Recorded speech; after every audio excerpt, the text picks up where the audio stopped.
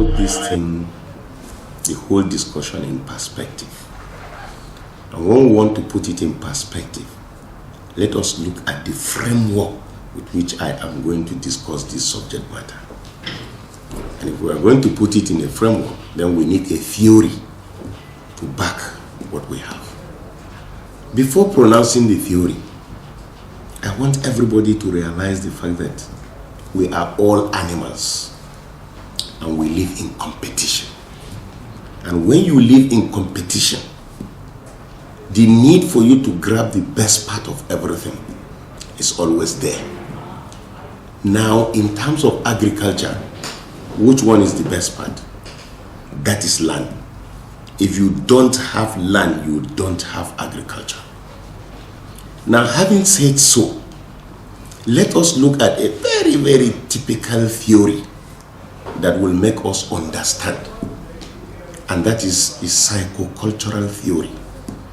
And this theory states the fact that in any given situation, you will always want to have someone to blame for whatever the issue you find yourself is. And the best person you're going to hold is the weakest point. And it's always based on assumption. And that is the assumption that has driven us to the level where we are today. Is it ethnic?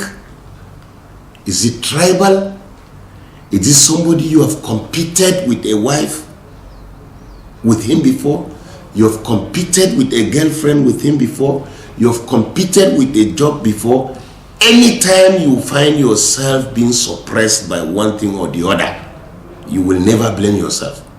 You will blame the next person which you assume that is involved. Now, this type of hatred will lead to a pathological dimension. When it leads to a pathological dimension, that is when you begin to have killings taking place. The concept of farmer-herders clash is not known today. And if you want to bring it within the concept of plateau state, everybody is a victim. Everybody is a beneficiary of what land is. On the plateau today, there is only one ethnic group that does not have livestock, and that is probably the Gemai. But of all the other 50-something ethnic group within plateau, there are people that own livestock. All of them are also farmers.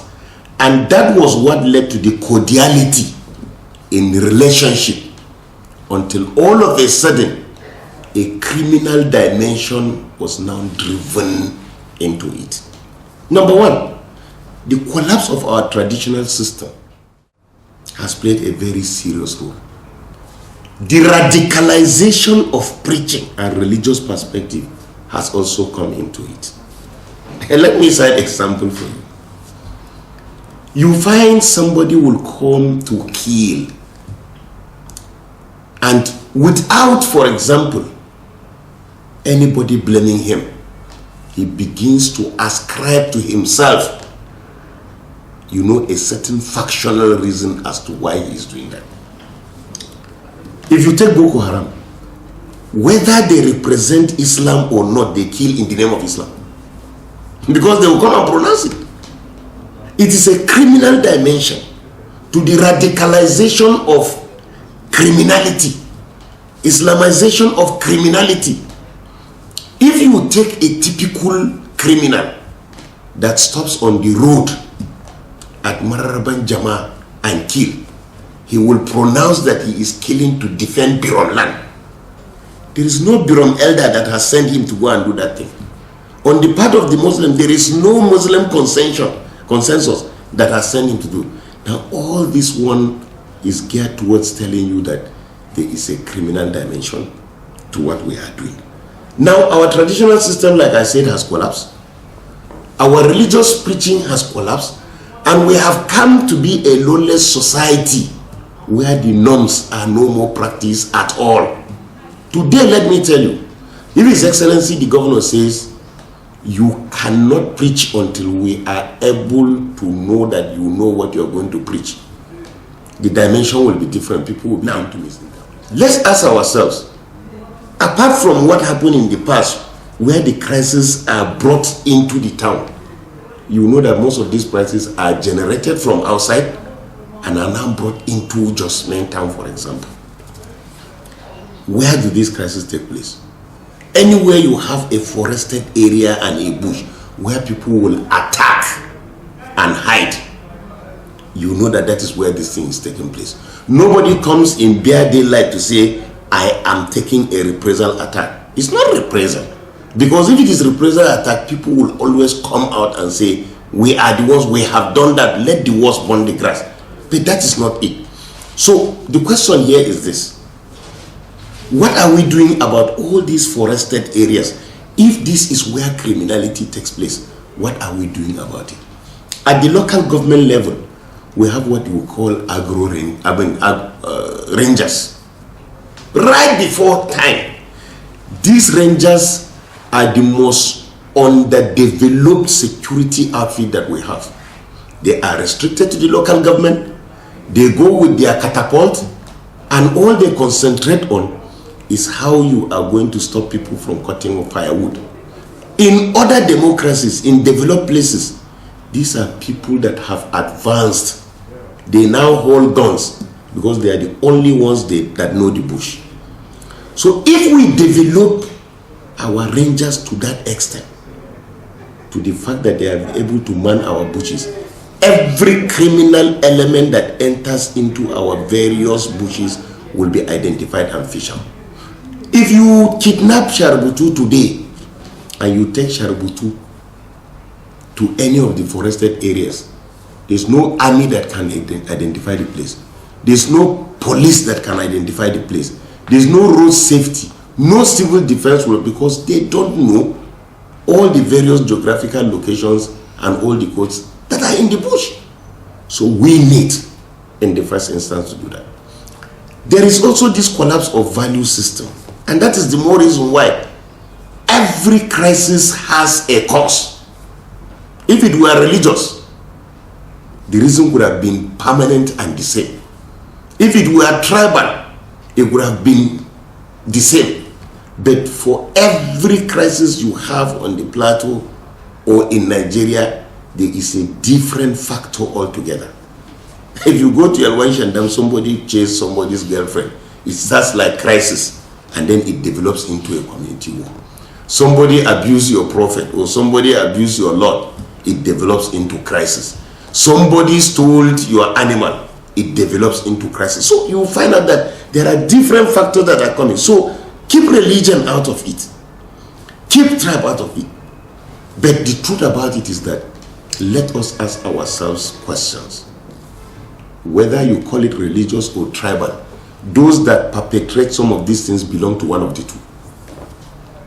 If I commit crime now, I belong to my nation. If I commit crime today, I belong to the Muslim nation. So you expect that the other people on the other side will see me in that way. Have we ever sat down as Biro, as Gemai, as Hausa, as Fulani to give a condition of existence for ourselves? That has never happened. It's only when there is attack we come out and begin to shout, we are being attacked. Let us look inwards and begin to define what are our own faults. Let the other people determine what is their own fault. Then at the end of it, we'll now come and sit down together and say, enough is enough.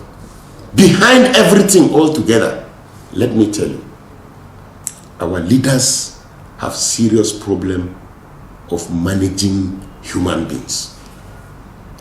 Because by the time you appoint a leader or you elect a leader, instead of us to allow him to hit the ground running, we waste his precious time in trying to solve the identity difference between individuals and then between tribes and between religions. Before you realize it, the time has gone very far. For once in our life, I think we have an opportunity today to sit back and think. This thing that has happened, Who has it benefited? Does it benefit the Muslim? No. Does it benefit the Christians? No. The leaders? No. The followers? No. So what are you doing? So to me, these are the dimensions we need to take. But all these paperworks that we are doing, all these seminars that we are doing, this blowing of the siren that we are doing, this so-called call for separation, for restructuring, it will not lead us anywhere. Because if you look at the pathological dimension in which this crisis is taking place, these are not solutions to our problem. I can tell you, we need to nip it at the bud. Unfortunately for us, the bud has already grown out. And so, the issue of war will not solve the problem. And the issue of sitting on the table to discuss will just be a smoke screen. What we need to do, let each ethnic group come out and say enough is enough. Let every religion come out and say enough is enough. By so doing, we'll single out the troubled ones among us and begin to deal with them drastically.